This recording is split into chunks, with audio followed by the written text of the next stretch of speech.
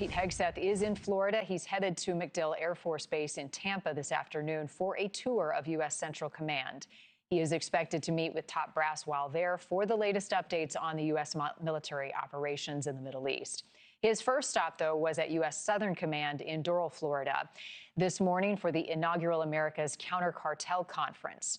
The Secretary and CENTCOM Commander, Admiral Brad Cooper, will be holding a news conference as well this afternoon, updating all of us and you at home on Operation Epic Fury. NewsNation's Libbey Dean joining us now from the White House with the latest on the Secretary's trips and what we know at this hour about the status of the battle.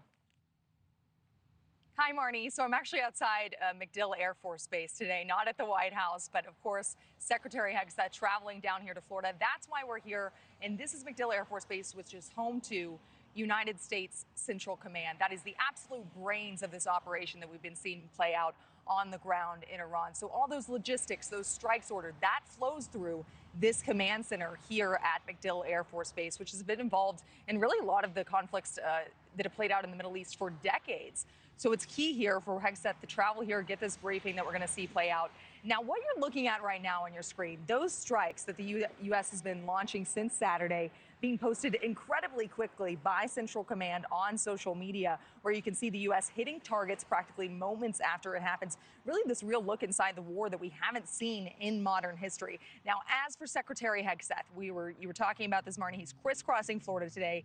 He's over at Southern Command in South Florida is where that is. He's talking about that operation in Venezuela, also fighting the drug cartels. And of course, you can't forget the capture of Nicolas Maduro. That was something he brought up as well. But as he focuses on Central Command and the America Counter-cartel Conference there, things are going to shift when he travels over here to Iran and that conflict. But I do want us to take a listen to the Secretary and what he had to say about those strikes on alleged drug boats that have been playing out for months.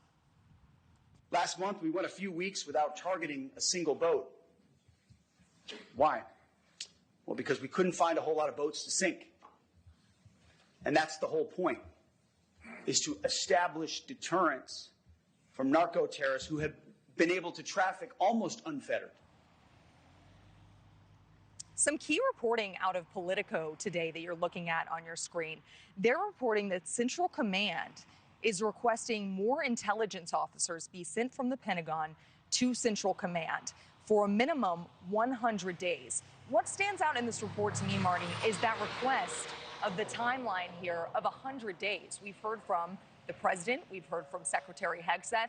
They have limited this to more of a 3 to 6 week kind of timeline. That is going to be a key question at this press conference that will happen here at United States Central Command later today. But also Hegseth getting this key briefing from Admiral Brad Cooper. This is the first face-to-face in-person briefing that he's going to be getting. So hopefully we learn more details about this operation unfolding in real time in Iran, Marni.